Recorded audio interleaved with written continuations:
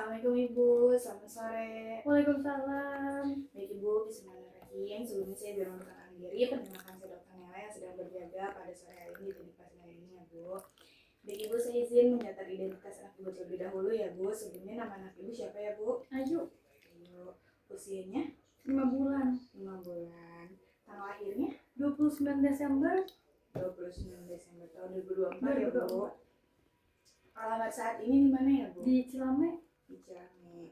Baik Ibu, di sini saya izin bertanya kenapa ya Bu anak Ibu sakitnya apa pucat ya Bu ya? Iya. Oke, baik Ibu, di sini saya akan memeriksa anak Ibu tujuannya untuk mengetahui apakah adanya kelainan darah pada anak Ibu.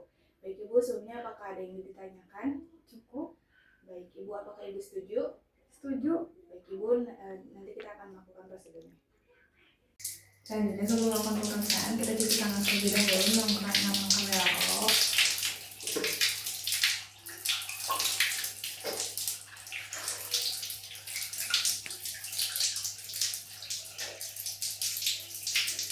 Lalu itu dikeringkan. Baik, di sini saya akan memeriksa pada pemeriksaan fisik, apakah dilihat pada kesadarannya, apakah pasien tampak sakit atau sehat, terus bagaimana pada posisinya, apakah pasien ini masih bisa duduk atau berbaring. Selanjutnya, cek kesadaran pasien, apakah terjadi kompos mentis atau tidak, atau terdapat penurunan kesadaran. Lalu kita cek apakah pasien ini dalam keadaan sakit, pasien itu sakit ringan, sakit sedang, apakah sakit berat. Setelah itu periksa pada tanda-tanda vital seperti pada tekanan darah. Setelah itu dicek nadi pada pasien. Setelah itu dicek respirasinya apakah dangkal atau dalam, lalu dicek suhu pada pasien.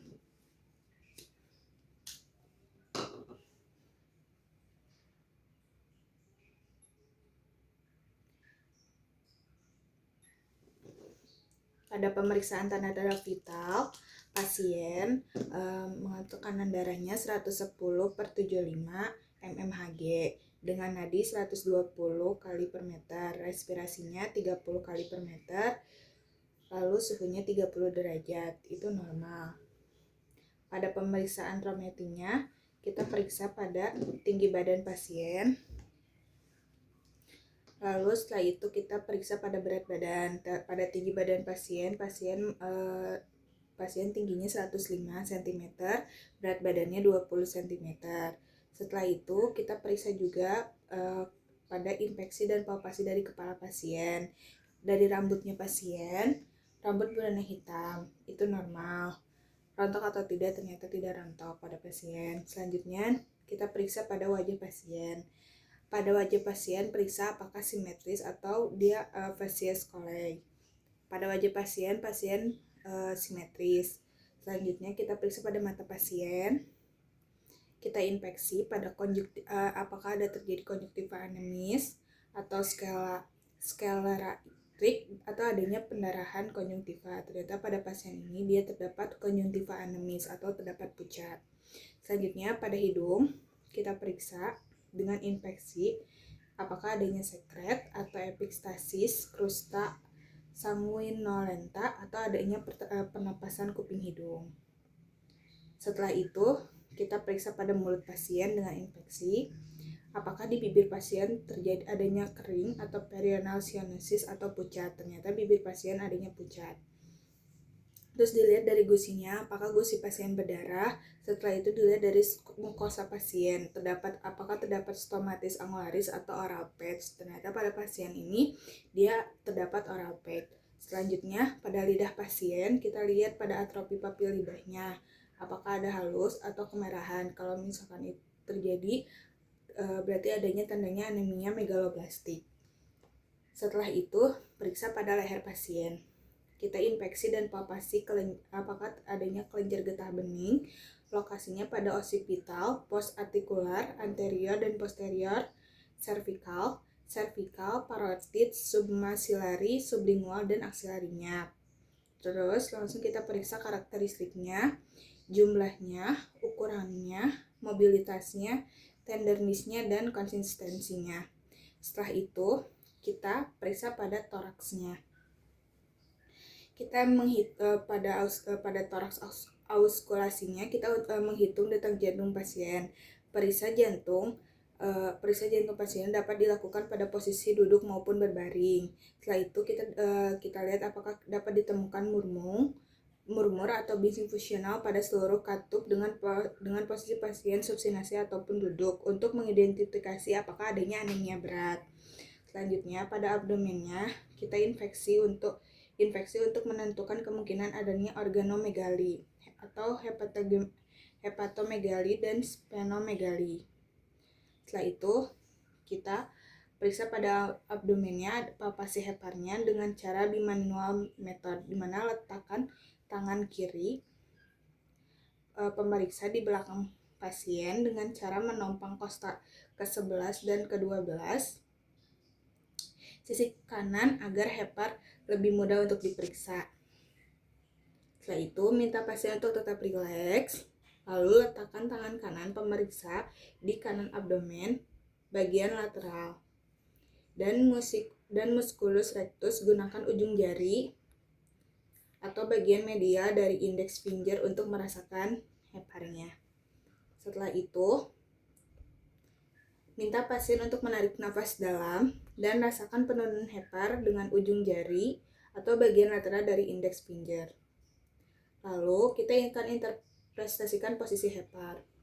Pada pasien ini normal, tidak teraba. Jika teraba pada anak ini, tepinya normal akan lembut, tepi tajam, dan bentuknya reguler pada anak 1-12 atau 2 cm di bawah kosta dan 1-2 cm dari prosesus sifoid masih dianggap itu normal.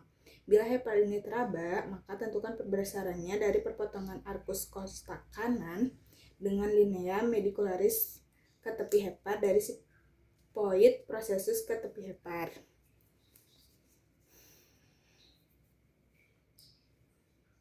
Seperti ini pada pemeriksaannya. Selanjutnya, kita periksa juga pada abdomennya di palpasi limpanya. Letakkan tangan kanan pada pemeriksaan belakang margin costa dan kiri di garis midaxillaris. Letakkan tangan kiri pemeriksaan di sias kanan dan secara perlahan pindah ke margin costa kiri. Mengikuti garis imaginer Skupner. Minta pasien untuk inspirasi dalam. Palpasi menggunakan ujung jari tangan kanan. Tangan kiri menaikkan costa vertebra bagian belakang agar limpa mudah teraba.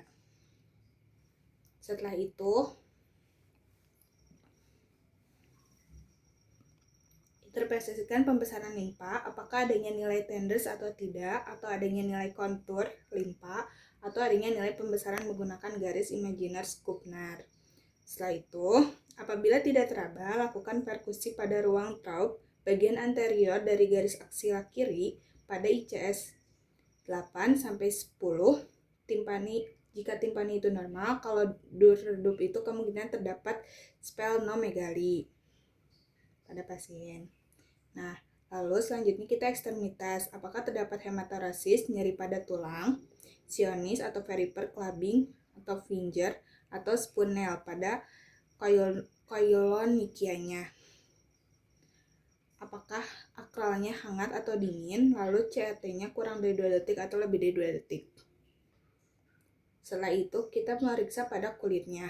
Pada kulit pasien kita lihat nih apakah adanya jaudiens atau adanya pucat atau hemosidoresis atau adanya PTC atau eksimiosis atau apakah adanya hematoma atau kering. Ternyata pada kulit pasien ini terdapat adanya pucat. Selanjutnya, alhamdulillah pemeriksaan telah selesai. Kita akan lalu setelah melakukan pemeriksaan fisik, kita melakukan cuci tangan. Setelah melakukan pemeriksaan, cuci tangan kembali dengan melakukan menggunakan lapak dengan air mengalir. Lalu dipakai alat sabun antiseptik. Ya Bu, saya sudah memeriksa dengan pemeriksaan fisik pada anak Ibu bahwa saya mendiagnosis anak Ibu mengalami anemia ringan dan sedang ya Bu. Itu dari pemeriksaan fisik terlihat karena adanya mukosa yang pucat, kulit yang pucat, kukunya pada kukunya ada koilinikia ya Bu. Baik Ibu, sebelumnya apakah ada yang ditanyakan? Cukup, Bu. Baik Ibu, alhamdulillah pemeriksaan telah selesai. Terima kasih ya Bu. Makasih. Waalaikumsalam.